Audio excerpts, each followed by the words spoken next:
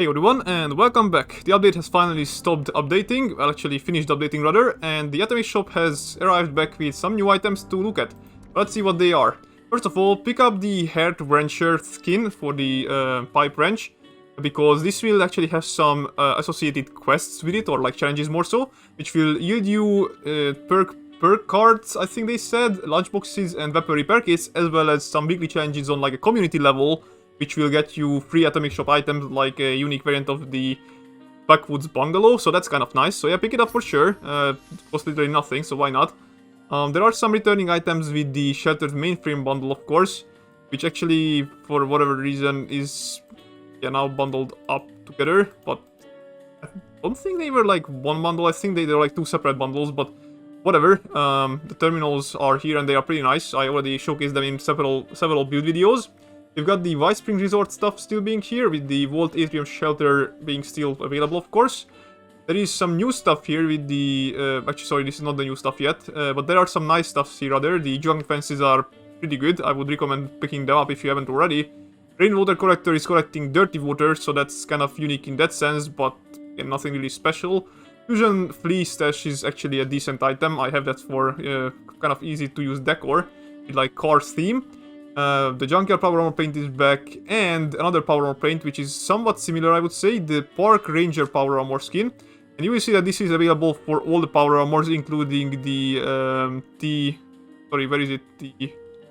Okay, never mind, it's not every single Power Armor. It's not available, as it says, for the Secret Service Power Armor, the T65, but it is available for the Strangleheart and Ultra Sight Power Armors. So that's the only one that's not available for, so keep that in mind. You got the Burgundy sofas, which is nice because of the fact that you can actually snap them together. You can kind of build yourself your own sofa set. I don't really need to showcase it, you can kind of see it how it works. It basically has like, you know, an end section, a middle section with no arm support, a arm support on the other side, and the corner section. So this is the one that you get with it. It's pretty nice. I'll pick it up once I have more items. But the one I'm kind of saving items for is the Vault's Quarter Shelter, which actually gives you a unique shelter style. As you can see, there is some space up there which the stairs lead up to.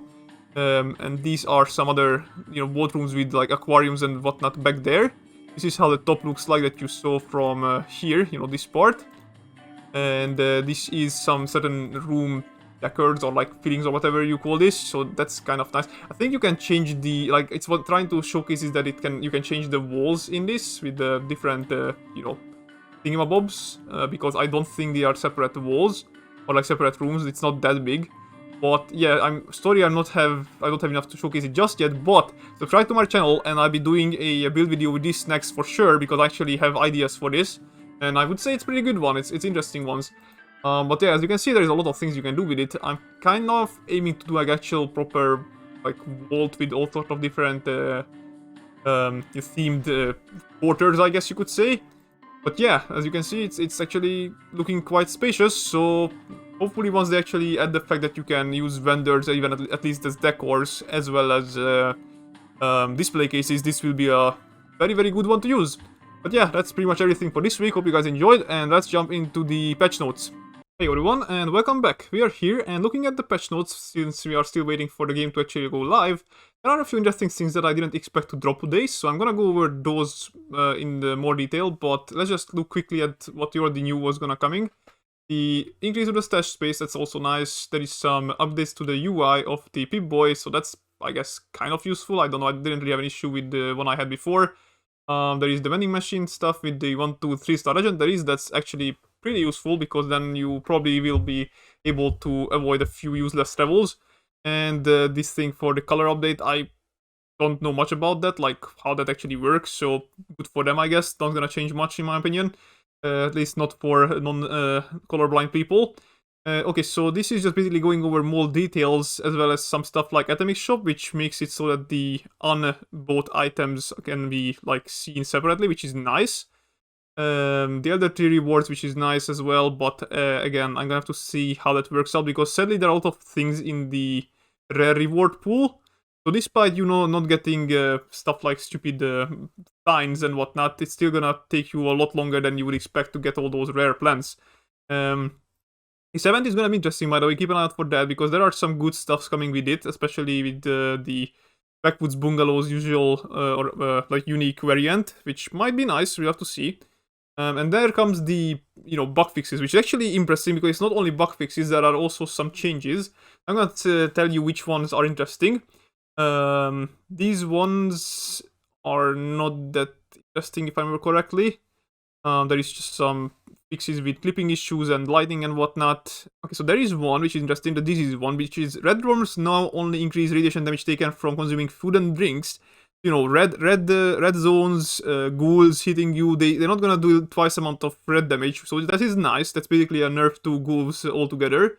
You've got stuff like the spawning, which is, I think, is gonna affect, of course, stuff like the daily ops. They're not gonna spawn outside of the map itself if they are spawning together. There is also stuff like weapons working with the fire damage as like the healing perk. So that's gonna be useful, especially with fast knock coming up. This one, the healing coil mod on the power fist, is also gonna deal fire damage, so that is also a nice change. I think it's better than the pretty much useless little tiny amount of energy damage that it was dealing before. Roller mods, I guess that was broken for whatever reason, but they actually fixed it now.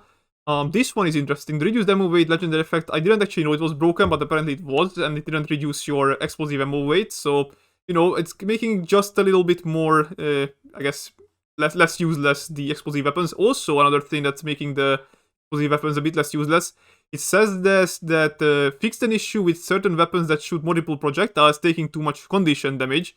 I don't know if this actually counts for things like, grenades and stuff that actually does twice 2 hits instead of just 1.